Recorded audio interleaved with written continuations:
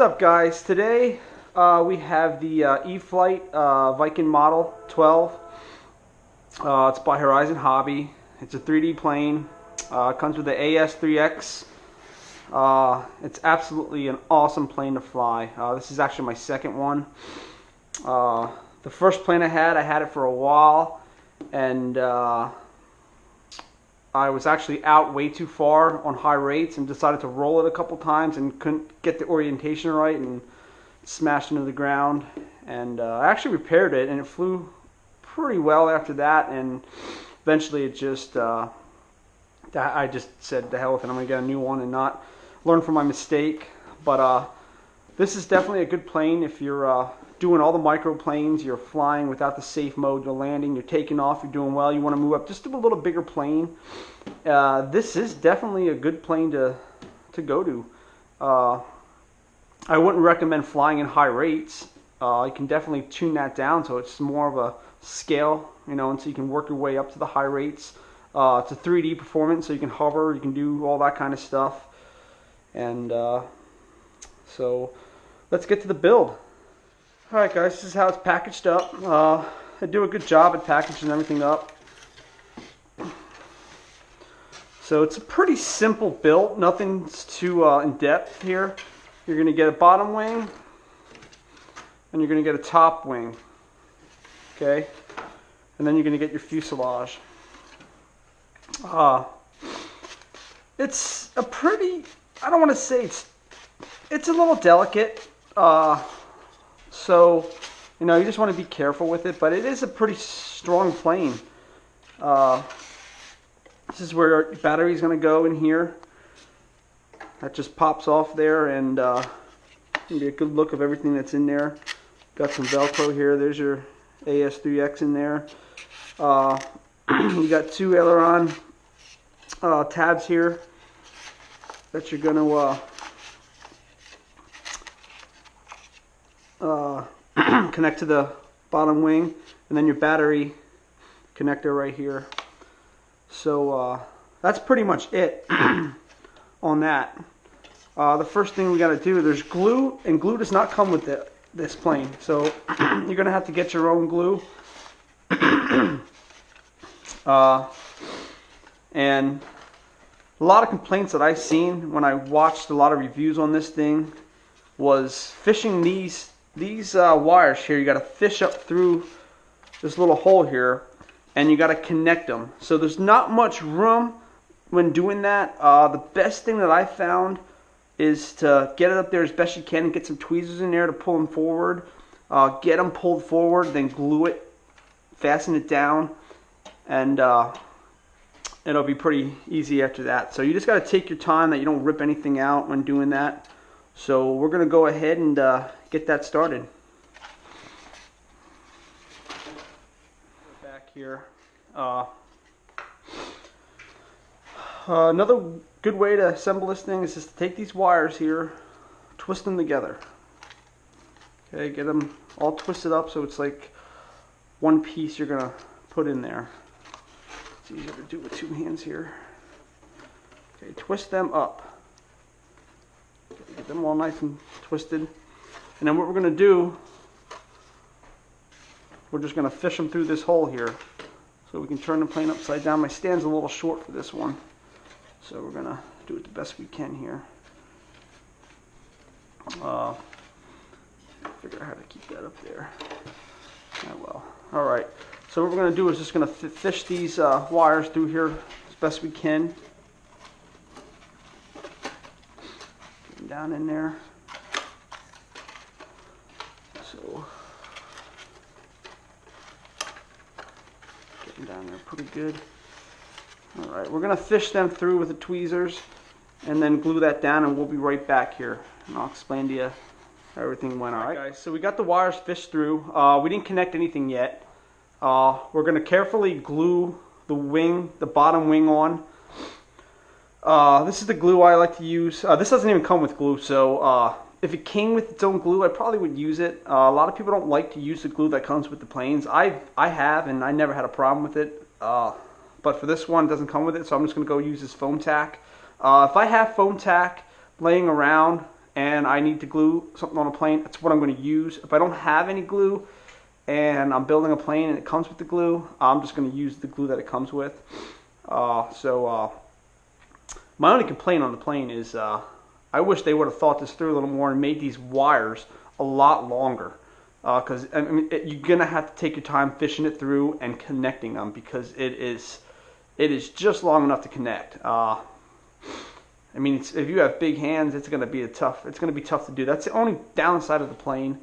So what we're going to do, we're going to glue this on, and then we're going to go ahead and try to connect those wires. If you have a smaller stand, I recommend using a smaller stand. This is just a little too big for it. So that's another thing. If you're going to go on this built and you want everything to go smooth, look for a stand that's a little smaller than this. But you can manage without it. So we're going to go ahead and get these glued in. And the foam tap you can pick up at Motion RC. That's where I get most of my stuff, over Motion RC. So all right, let's get those wings glued on. We got the wing glued on. One thing you want to do that I forgot to mention is when you're putting this wing on, you want to take some Scotch tape and take some of the paint off underneath the wing and the underneath the fuselage. That way you get a better bond. Put some glue there, put it on in place, pull it apart, let some air get in there, push it back down, and just keep some pressure on it. And then what I like to do is I like to just run a little bit just across all my joints here, just to give it a better bond. Sometimes I'll do it underneath here, but in this case we're not going to. I don't go crazy with the glue. If I notice something's coming off, in the near future, I'll go ahead and reinforce it. But other than that, I don't go crazy on the glue. So we're gonna let that heal up, and then we're gonna get to the top wing. The top wing is a little more in depth. When gluing on the top wing, you're going to have these struts here, vanes, whatever you want to call them, that are going to go in. And when gluing this on, you got to have pressure. So when this is going on, you're going to have pressure on the two wings, because when you leave go, it wants to come up. That's another thing that kind of sucks when building this guy.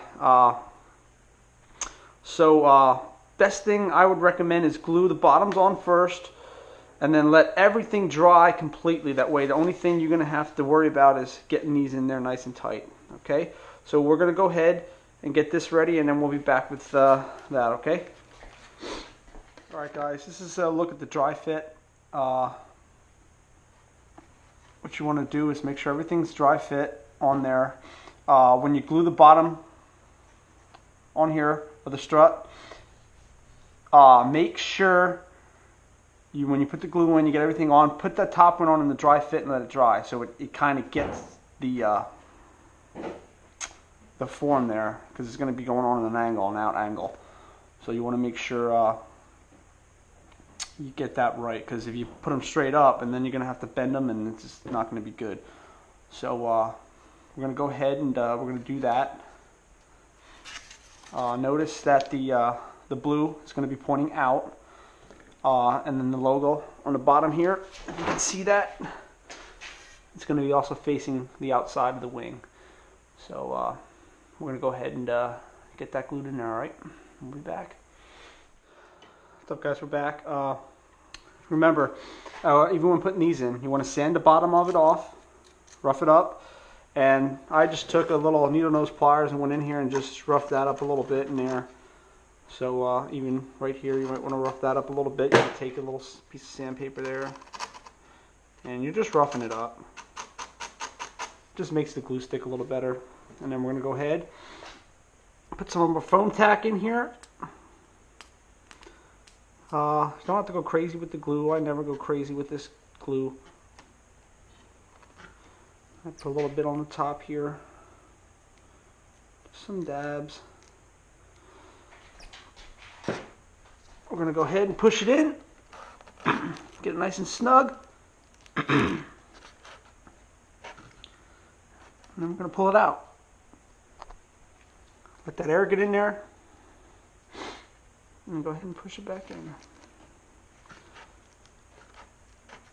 give it a little out angle. Okay, once we have that done, we're going to go ahead and put our top wing on, but we're not going to glue our top wing. Just that way these can dry in the position they're meant to be in, okay? So we'll be back. Alright guys, so that's what you have. Notice I don't have anything glued up top yet. So I just glued the bottom in here, and we're going to let that sit until that's fully dry and fully cure. Then after we get all that done, then we're going to go ahead and do the top wing. Before we assemble the top wing, what we're going to do is we're going to pull these aileron connectors and we're going to actually connect them.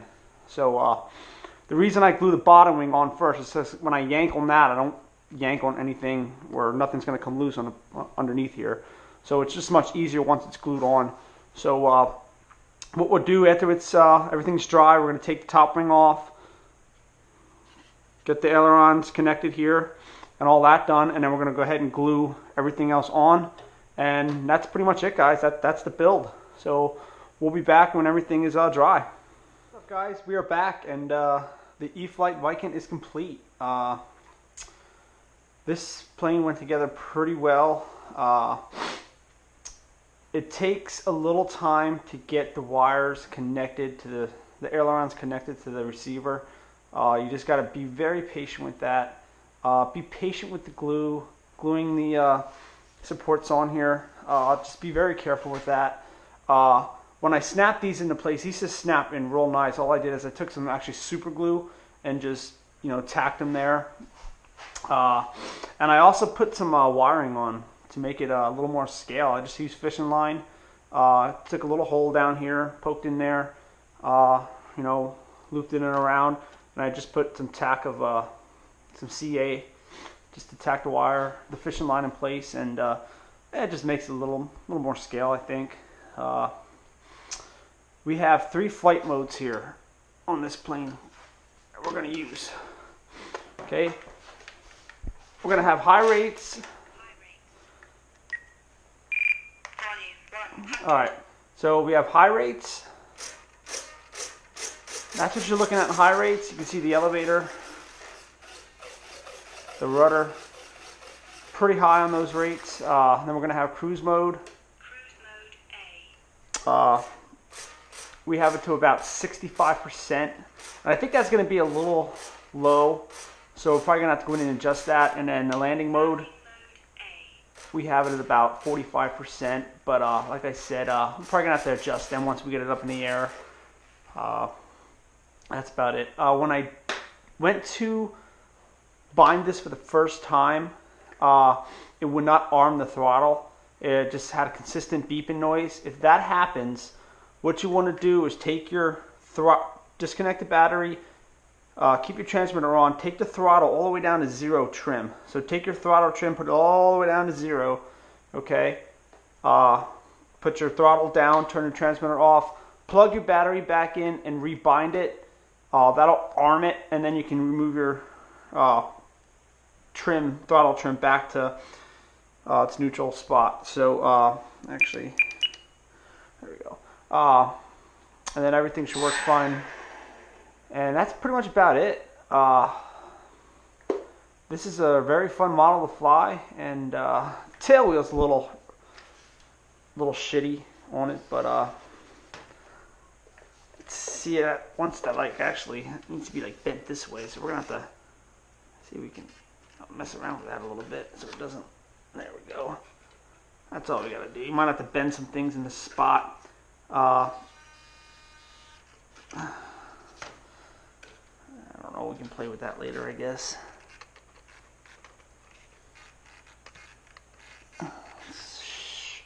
Anyways, there you have it, guys.